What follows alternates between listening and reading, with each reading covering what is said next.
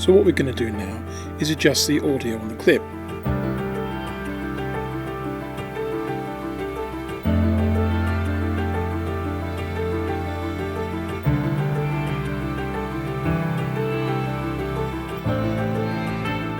As you can see, I've already laid down some spoken audio, but it's the music I'm more interested in. So what we're going to do is go into the audio, which we have here, and then double click on the music track. Then we click on the Show Keyframes button. We go to Track Keyframes and Volume. Now if I zoom in here, so what you do is you hold down Control on the keyboard, and you can add a couple of keyframes and then simply drag it down to get a simple fade up.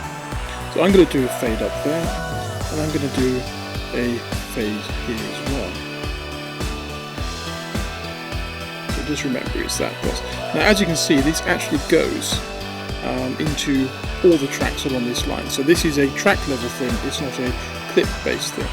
So if I want to bring up the music here, I just hold down that key and I will drag it down.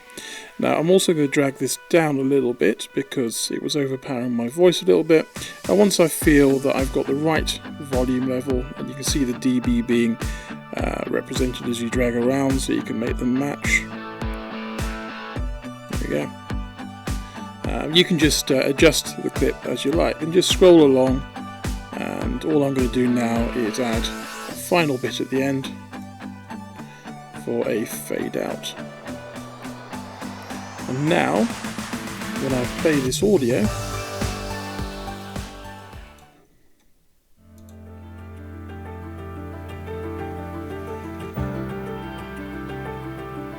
you can hear that the music is playing very subtly in the background.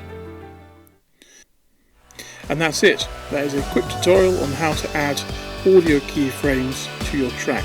And the great thing is this is independent of the audio track, so if I need to replace any of the music in this scene, I can just drag it in and it will still pick up the timing that I have here.